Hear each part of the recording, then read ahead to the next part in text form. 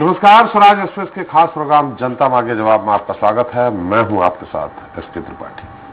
छत्तीसगढ़ में कांग्रेस की सरकार बने हुए लगभग 3 साल होने जा रहे हैं। बीजेपी अब तक छत्तीसगढ़ की कांग्रेस सरकार के खिलाफ अलग अलग मुद्दों को लेकर आंदोलन करती रही है, मगर सरकार कटघरे में खड़ी हो ऐसी कोई बात नहीं हुई। हाँ, जब से धर्मांतरण का मुद्दा बीजेपी के सामने आया है, तब से बीजेपी इसी मुद्दे को लेकर सरकार को घेरने का प्रयास कर रही है।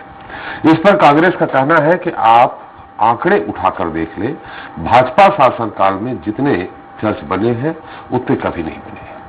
ये उल्टा चोर कोतवाल को डांटने वाली बात होकर रह गई। आज वे सत्ता में नहीं है तो सत्ता में वापसी के लिए धर्मांतरण का एक सहारा चाहिए। मुख्यमंत्री ने कहा कि हम सब अलग अलग धर्म को मानने वाले लोग हैं। हम लोग जहां निवास करते हैं और उनकी संख्या अधिक होती है, वहां उनके आस्था और पूजा के केंद्र बनाए जाते हैं। अगर हिंदू की बस्ती है तो वहां मंदिर बन जाता है, जहां सतनामी बस्ती है तो वहां जैत खाम बन जाता है। यदि सिखों की बस्ती है तो गुरुद्वारा, मुस्लिम अधिक है तो वहां मस्जिद और ईसाई ज्यादा है तो चर्च बनेगा। तो पहले समुदाय जाता है और उसके बाद ही पूजा गृह बनते हैं। भाजपा के समय बस्तर में कितने चर्च बने हैं, उस आंकड़ों को देखें। ये किस मुंह से धर्मांतरण की बात करते हैं। मैं पहले भी बोल चुका हूं कि धर्म मानने के लिए संविधान में व्यवस्था है। कोई भी व्यक्ति किसी भी धर्म को स्वीकार कर सकता है। यदि जमरिया धर्मांतरण का एक भी केस बताएं तो उनके खिलाफ सख्त कार्रवाई की जाएगी। जबकि भाजपा का आरोप है कि सरकार के संरक्षण में गरीब आदिवासियों का धर्मांतरण कराया जा रहा है। बहरहाल इसी को लेकर चर्चा आज इसी करेंगे। धर्म पर धमाल जारी है। तो छत्तीसगढ़ में धर्मांतरण को लेकर राजनीति अंतहीन होती जा रही है और इसको लेकर भाजपा लगातार आक्रामक होती जा रही है। धर्मांतरण ही एक ऐसा मुद्दा है जिसको बीजेपी ट्रंप कार्ड के रूप में पहले भी उपयोग करती रही है और मौजूदा राजनीति को देखते हुए लगता नहीं है कि मुद्दा फिलहाल ठंडा होगा। तो वहीं कांग्रेस का कहना है कि भाजपा के पास सरकार को घेरने के लिए किसी तरह के मुद्दे नहीं बचे हैं, इसलिए विपक्ष सरकार को बदनाम करने और प्रदेश में हालात खराब करने के लिए इस तरह के हथकंडे अपना रहे। ऐसे में बड़ा सवाल यह है कि जब प्रदेश में कई जिले सूखे की चपेट में हैं और अन्नदाता के माथे पर चिंता की लकीरें साफ देखी जा सकती हैं, साथ ही महंगाई, बेरोजगारी और अन्य मुद्दे प्रदेश में हावी हैं, तब जनता और किसान चिंतित है। तो ऐसे में प्रदेश में धर्मांतरण जैसे मुद्दे को उछाल कर क्या पॉलिटिकल माइलेज लेने के लिए विपक्ष ही ये हथकंडे अपना रहा है। आज बात किसी मुद्दे को लेकर, लेकिन उसके पहले देख लेते हैं एक रिपोर्ट।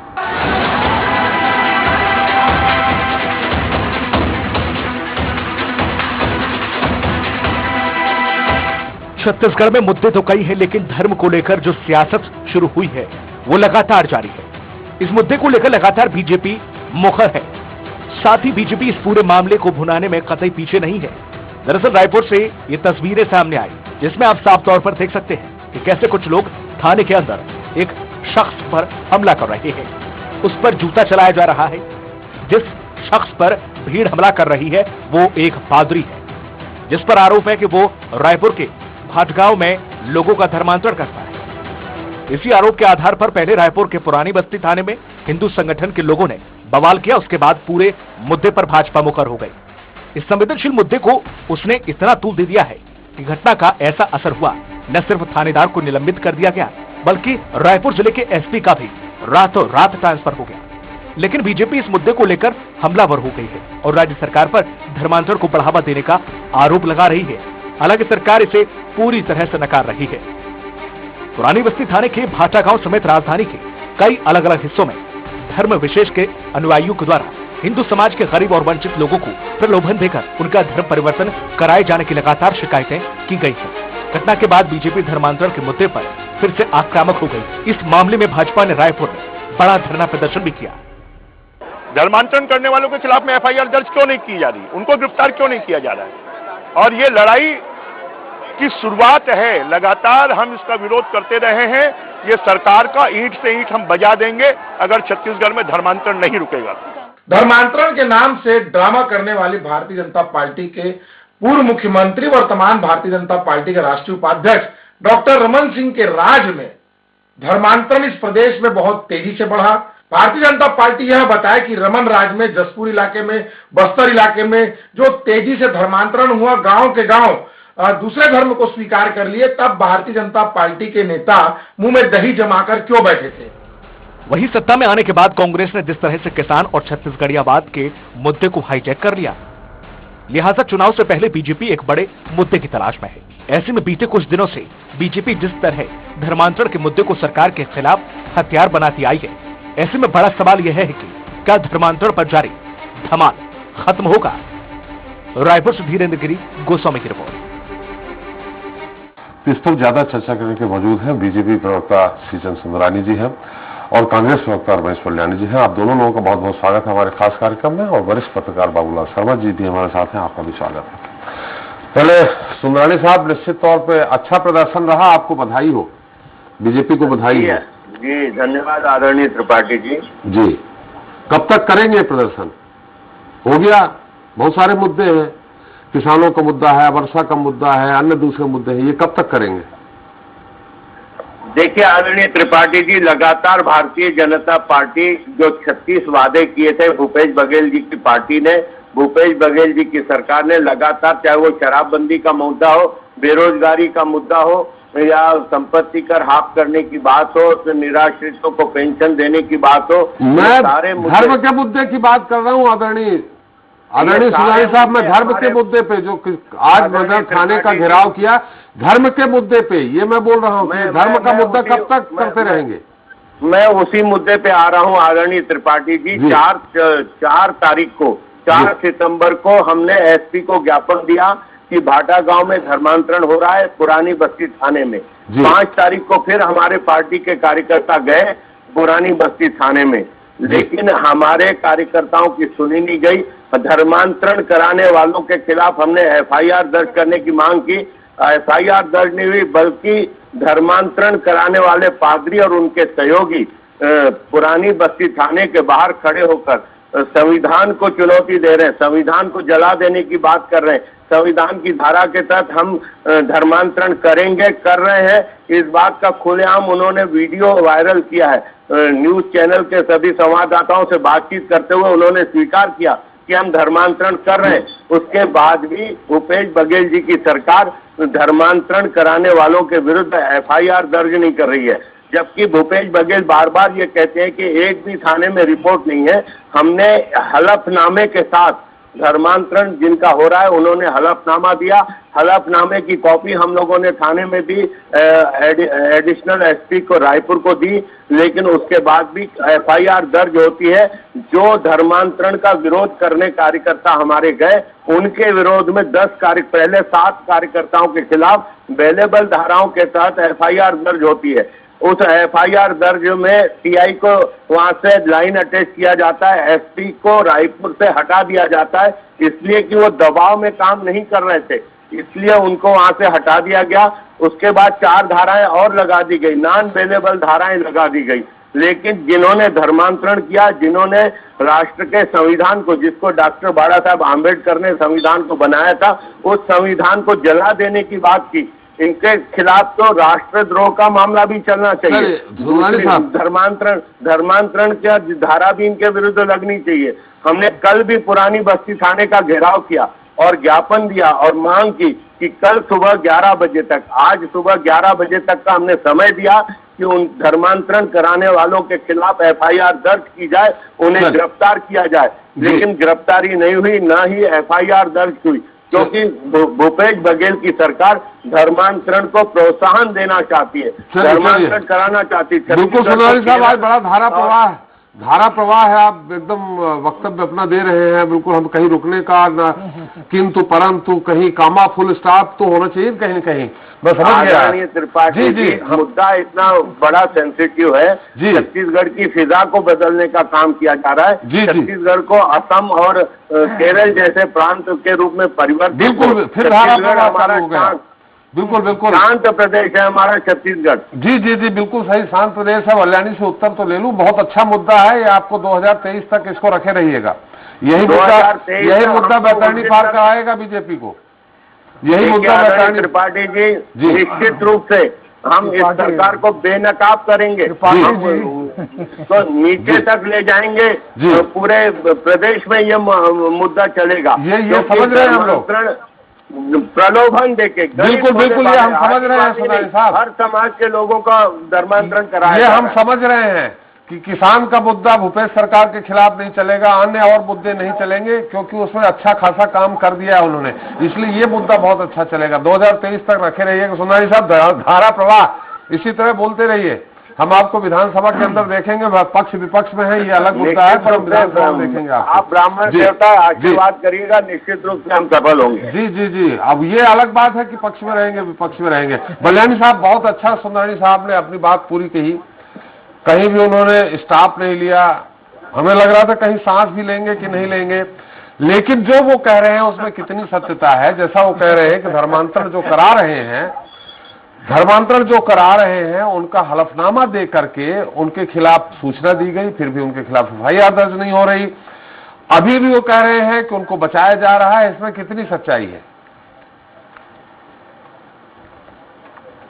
देखिए त्रिपाठी जी, भारतीय जनता पार्टी के नेताओं में एक बड़ी खूबी है कि किसी घटना को वो इतने झूठे ढंग से पेश करते हैं कि वो ऐसा लगे कि बड़ा अन्याय हो रहा है जी।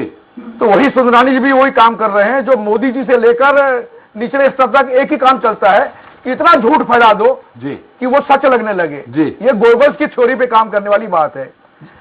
आप तो ये बता दीजिए कि जो ये कह रहे हैं, संख्या बहुत ही न्यूनतम है, जो ये कह रहे हैं बलियानी साहब, जो ये कह रहे हैं जिनका नाम हलफनामा में दिया गया है, धर्मांतरण करा रहे हैं, उनके खिलाफ कोई कार्रवाई हुई है कि नहीं हुई? हालांकि ये जरूर हमको दिख रहा है कि किसी व्यक्ति को कुछ लोग थाने के अंदर पीट रहे हैं, वो कौन है स्पष्ट रूप से आप ही बता सकते हैं। मैं आपको बताऊं, इन्होंने एक भाटा गांव में एक पादरी के खिलाफ शिकायत करी जी। पुलिस ने उस पादरी को थाने में बुला लिया पूछताछ करने के लिए, विवेचना करने के लिए जी। पादरी थाने में थे और वही भीड़ जो शिकायतकर्ता वाली भीड़ थी, उसे भारतीय जनता पार्टी के कार्यकर्ता थाने के अंदर घुस गए और टीआई के कमरे में जाकर पादरी के साथ मारपीट करने लगे जी।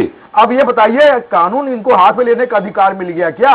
जी। ये भारतीय जनता पार्टी शासित राज्य में, चाहे यूपी हो चाहे एमपी हो, वहां भारतीय जनता पार्टी के कार्यकर्ता खुलेआम जो अल्पसंख्यक वर्ग के लोग होते हैं उनसे इसी तरह उत्पीड़न का काम करते हैं जी। ये छत्तीसगढ़ कांग्रेस पार्टी का राज है, कानून का राज चलता है, जी। किसी मनमानी नहीं चलती है जी। तो यहाँ कानून के अपने हाथ में लेके इन्होंने काम किया है, इसलिए भारतीय जनता पार्टी के कार्यकर्ताओं के खिलाफ आपराधिक धाराओं में कार्रवाई की गई है जी। जहां तक कार्रवाई का सवाल है, मुख्यमंत्री ने स्पष्ट कर दिया है कि ऐसी कोई घटना, कोई प्रोत्साहन देने की तो बात तो सवाल ही नहीं है। यदि धर्मांतरण की शिकायतें आती हैं तो उसके पूरा संज्ञान लिया जाएगा, पूरी विवेचना की जाएगी, कार्रवाई की जाएगी। दरअसल हो ये रहा है त्रिपाठी जी, भारतीय जनता पार्टी दोराहे में फंस गई है जी। केंद्र की मोदी सरकार ने अच्छे दिनों के सपने दिखाए, वो अच्छे दिन तो कभी आए नहीं। पेट्रोल डीजल की कीमतें लगातार बढ़ रही हैं, बिल्कुल बलियानी साहब, बढ़ रही है, मुद्दा अलग हो रहा है, सातल में चली गई है।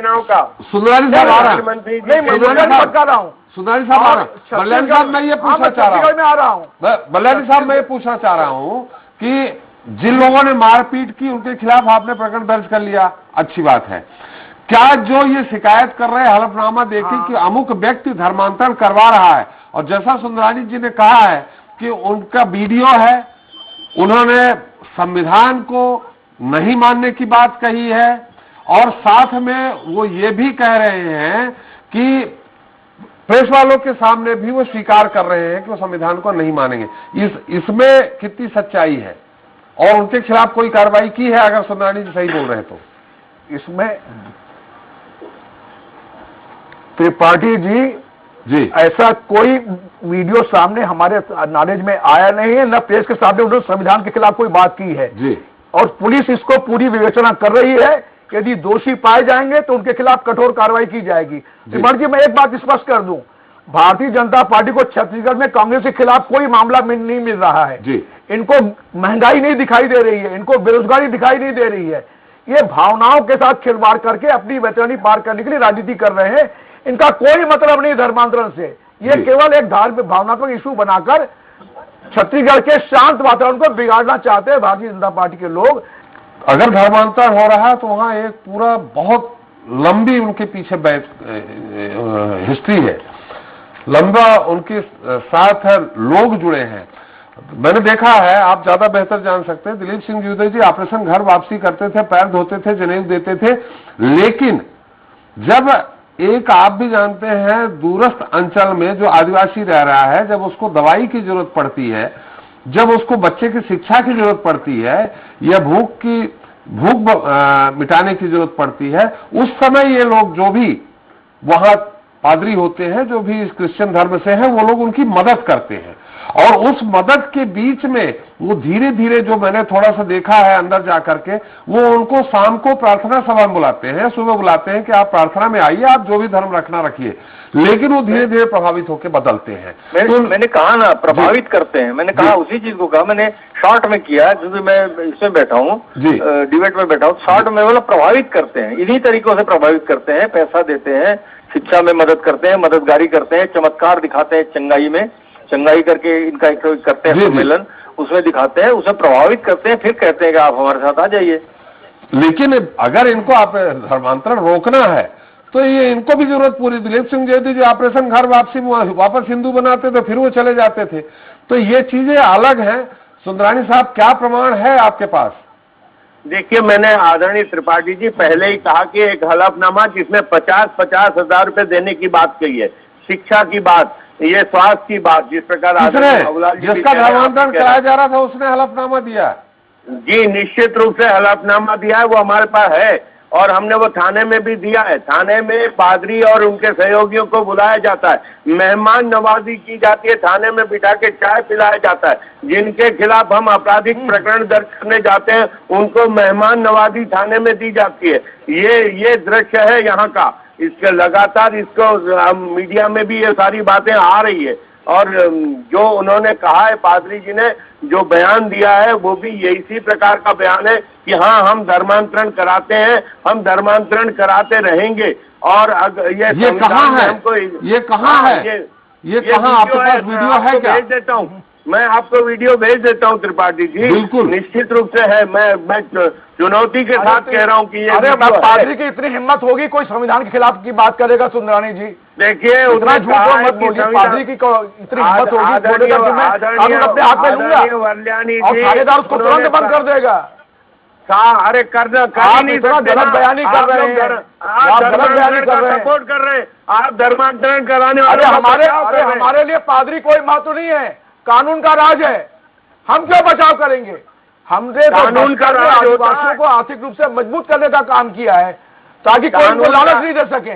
कानून का राज होता तो पादरी के खिलाफ रिपोर्ट दर्ज होती। उसने कहा है कि संविधान ने हमको इजाजत दी है, आपने तो संविधान को जला के रख दे, संविधान को जला के रख दे। पादरी ने बोला, ये मीडिया कार्रवाई कर रहे थे, उस कार्रवाई में आप बाधा पैदा कर रहे थे। वीडियो हमारे पास है, आप वीडियो हमारे पास है, हम तथ्यात्मक बात करते हैं। भारतीय जनता पार्टी कोई भी बिना तथ्यों के बात नहीं करती। थाने में पेश करिए, थाने में पेश करिए। बरलानी साहब हलफनामा दिया है, हमने थाने में वीडियो दिया है, हमने। सुंदरानी जी, वीडियो बाद में देंगे, लेकिन अगर कोई हलफनामा दे करके, देखिए, झूठा हलफनामा देना, जांच के बाद अगर मैंने झूठा हलफनामा किसी मुद्दे पे दिया है तो मैं भी अपराधी हो जाता हूं, उसमें भी सजा का प्रावधान है। तो अगर किसी ने हलफनामा दे करके ये कहा है कि 50,000 रुपए हमको देने का प्रलोभन दिया जा रहा था, तो उसमें जांच करके उस पर भी तो कार्रवाई होनी चाहिए। बरलानी साहब, निश्चित रूप से त्रिपाठी जी, वहां के जो पुलिस थाने से मैं इसीलिए पादरी को बुलाया जा रहा था कि जो हलफनामे में जो बातें कही गई है उसकी विवेचना की जाए। तो विवेचना करने के पहले ये तो जाके थाने में जाके हमला करके उस स्थिति को बिगाड़ देते हैं। इनको सब्र करना चाहिए। आपने यदि शिकायत की है तो शिकायत की विवेचना के बाद ही एफआईआर होती है। ये सामान्य प्रक्रिया है कानून की, तो प्रक्रिया का पालन तो करने दीजिए। इनको सब्र नहीं है, सीधा जाके थाने में घेर के मार रहे हैं, टीआई के थाने में घुस के पादरी को मार रहे हैं। ये कानून को अपने हाथ में लेने का अधिकार क्या है? लेकिन त्रिपाठी जी, बता दूं, छत्तीसगढ़ में आदिवासी अंचल में मुख्यमंत्री भूपेश बघेल जी ने आर्थिक सशक्तिकरण के इतने कार्यक्रम दिए हैं कि वहां आदिवासियों की आर्थिक स्थिति काफी ऊंची हो गई है जी। हमने तेंदुलकर तोड़े की दर 2500 से बढ़ाकर 4000 कर दी। जो वनोपज थी, लघु वनोपज, पहले 7 लघु वनोपज को हमने 51 को तैयार है। मुद्दे को हम भी हर मुद्दे पे चर्चा करें। मैं ये बता रहा हूँ कि ये जो कह रहे हैं बेरोजगारी की बात नहीं रहे, चर्चा करेंगे। आदिवासियों को चर्चा करेंगे। आदिवासियों को फुसलाया बहलाया नहीं जा सकता। बात पे चर्चा करेंगे। आज के समय में आदिवासियों को लीजिए, अरे आदिवासियों की सशक्तिकरण की बात हो रही है जी। आदिवासियों, त्रिपाठी जी, आदिवासियों को आज के समय में भूपेश बघेल के राज में आर्थिक रूप से इतना मजबूत किया गया है कि कोई भी उनको फुसलाकर धर परिवर्तन नहीं कर सकता। इसीलिए सर्व आदिवासी समाज आपके खिलाफ आंदोलन तो इस तरह के हमने आर्थिक कार्यक्रम वहां किए हैं। सर्व आदिवासी समाज आपके खिलाफ कोई आंदोलन नहीं कर रहा है। वो नक्सली लोग श्रीनगर की घटना को कर रहे हैं जी। नक्सली समाज लेकर दबाव बनाकर आंदोलन करवा रहे हैं, उसकी जानकारी नक्सली है। चलिए, लेकिन सुंदरानी साहब, कानून आप ऐसा नहीं बोल रहे हैं। सर्व आदिवासी समाज वाला मामला अलग है। उनकी जो मांग है आप उसको कह रहे हैं ध्यान दे रहे कि हैं। सर्व आदिवासी समाज में हमारी सरकार का अच्छा काम है। सुंदरानी साहब, लेकिन ठीक है, सर्ववादी समाज की बात नहीं कर रहा हूँ। श्रीनगर की घटना को लेकर जो आदिवासी लोग आंदोलन कर रहे हैं, उसके पीछे नक्सलियों का मेन टारगेट है। वो गांव वालों को टारगेट बना के सामने लाना चाहते हैं। नहीं तो आप ये कह रहे हैं कि आपकी देने 15 साल की नक्सलियों के इशारे पे कर रहा है आंदोलन। सुंदरानी साहब, ऐसा नहीं है। अरे आदिवासी समाज नहीं कर रहा है। चलिए श्रीनगर की घटना की बात कर रहा हूँ। धर्मांतरण का मुद्दा है आज, वो अलग है। सुंदरानी साहब, लेकिन आप तो कैडर बेस्ड पार्टी वाले हैं, अनुशासन आपके यहाँ बहुत जबरदस्त चलता है, तो आप हलफनामा दीजिए, शिकायत दीजिए। क्या आपके कार्यकर्ता थाने के अंदर घुस के किसी को मारेंगे? अभी सिद्ध नहीं हुआ है कि अपराधी है। तो देखिए आदरणीय त्रिपाठी जी, अगर मेहमान नवाजी होगी पादरी के सहयोगियों की, तो क्या भारतीय जनता पार्टी लगातार थाने जा रही है? कल भी हम पुरानी कानून हाथ में लेंगे आपके कार्यकर्ता? नहीं, हमने कानून हाथ में नहीं लिया। हम तो कल भी गए, हमने आज सुबह हमने आज भी 11 बजे तक का समय दिया था कि आप उस पादरी के खिलाफ राष्ट्रीय सुरक्षा अधिनियम और धर्मांतरण की धारा के तहत कार्रवाई करें। उनको हमने 11 बजे तक का समय दिया, फिर हमने 12 बजे धरना दिया, 12 बजे से 2 बजे तक धरना दिया। हमको उम्मीद थी कि भूपेश सरकार कोई न कोई बड़ी कानूनी कार्रवाई उनके सहयोग आपकी बात कर रहा हूँ, लेकिन नहीं किया। तब हमने हजारों की संख्या में भारतीय जनता पार्टी के कार्यकर्ताओं ने आज गिरफ्तारी दी। जांच के किसी खिलाफ कार्रवाई कर दें। सुंदरानी साहब आज दूसरे अवतार पे हैं। बाबूलाल जी, ये मुद्दा क्या, अभी तो बहुत समय है, 2023, ये मुद्दा कितना भुना पाएगी बीजेपी? ये मुद्दा तो मुद्दा है, इसको जितना बढ़ाते जाएंगे, हिंदू जो कौम है वो इस बात को कहेगी कि भाई ये जो पार्टी है ये निश्चित रूप से जो है हमारे पक्ष में बात कर रही है। और जो लोग गलत कर रहे हैं, हिंदुओं को जो है धर्मांतरण करवा रहे हैं, ईसाई बना रहे हैं, वो जो है उसके पक्ष में देखो भारतीय जनता पार्टी खड़ी जो हमारा पक्ष ले रही है। ये एक राजनीतिक लाभ मिलने की इसमें गुंजाइश दिखती है। दूसरी चीज ये है कि हलफनामा दिया गया सच है झूठ है वो बात की बात है। संविधान के खिलाफ वो कह रहे थे, ये हमने तो नहीं देखा, लेकिन अगर हमारे ये कह रहे हैं सुंदरानी जी, तो हम मानते हैं। तो ये दोनों होने के बाद में भी क्या वो सुंदरानी जी इस बात को जायज मानते हैं कि भाई इसके खिलाफ हिंसा की जाए, मारपीट की जाए? ये जवाब वो नहीं दे रहे हैं। और निश्चित रूप से इसका जवाब आना चाहिए कि जब वो ठीक है हलफनामा उन्होंने दिया, क्यों नहीं हुई? संविधान के खिलाफ कह रहे हैं तो क्यों नहीं हुआ कार्रवाई, FIR क्यों नहीं हुई? तो क्या उसके बदले में मारपीट की जाएगी या कोई बड़ा आंदोलन किया जाएगा? जो आज उन्होंने गिरफ्तारी दी बिल्कुल सही दिशा है, लेकिन मारपीट किए जाने को वो कैसे समर्थन दे सकते हैं? नहीं दे सकते। ये राजनीति नहीं हो सकती। देखिए अपनी अपनी सोच और अपना अपना राजनीतिक एजेंडा सबका होता है, और उस पर पार्टियां अनेक माध्यमों से उद्यम करती हैं। ये भी एक उद्यम है कि भाई हम इनको जितना ज्यादा बदनाम करेंगे ईसाइयों के धर्मांतरण के विषय को, उतना हिंदू हमारे साथ होंगे। ये एक राजनीति का विषय हो सकता है और होना भी चाहिए। आपकी अगर वो लाइन है तो निश्चित रूप से आप उसमें चलिए, लेकिन मारपीट करने का जो मुद्दा है वो मुद्दा जो है, वो हिंसा का कोई इजाजत जो है कोई संविधान नहीं देता। वो संविधान के खिलाफ बोल रहे थे, तो आप भी तो संविधान के खिलाफ गए मारपीट करने। ये बातें जो है वो लोगों की, जनता के बीच में जाएगी और ये जो है विषम स्थिति पैदा करेगी। आप राजनीति बिल्कुल करिए, कोई दिक्कत नहीं है, लेकिन हिंसा कम से कम मत करिए। जी बिल्कुल, हमारा समय भी समाप्त हो गया। बहुत बहुत धन्यवाद शर्मा जी आपका, सुंदरानी जी आपका, बल्याणी जी आपका। लेकिन सुंदरानी साहब, आज लगता है बहुत संघर्ष किया आपने, आपका चेहरा मलिन दिख रहा थोड़ा सा, इसीलिए आप थोड़ा सा तो हमको और 2 साल करना है, इस सरकार को उखाड़ फेंकना है। हाँ नहीं, वो तो ठीक है, मुद्दा ये पकड़े रहिएगा। चलिए, बहुत बहुत धन्यवाद, बहुत बहुत धन्यवाद। देश तैयार। तो धर्मांतरण से जुड़ा मामला छत्तीसगढ़ में पहला मामला नहीं है। प्रदेश में बीजेपी सरकार के समय भी इस तरह के मामले सामने आते रहे और एक बार फिर से छत्तीसगढ़ में ये मुद्दा गरमाया हुआ है, जहां कांग्रेस सरकार पर आरोप है कि छत्तीसगढ़ में वनवासी और आदिवासी संस्कृति की हत्या की जा रही है। ये सब सरकार के संरक्षण में किया जा रहा है। प्रदेश में लालच देकर धर्मांतरण करवाया जा रहा है। ऐसे में बड़ा सवाल ये है कि क्या एक बार फिर राष्ट्रवाद और धर्म का ध्रुवीकरण करके आने वाले समय में बीजेपी सत्ता पर काबिज होगी। वहीं बड़ा सवाल यह भी है कि धर्मांतरण के मुद्दे को लेकर जारी सियासत क्या वोट बैंक में भी तब्दील होगी या फिर जनता जनहित के मुद्दों को तवज्जो देगी।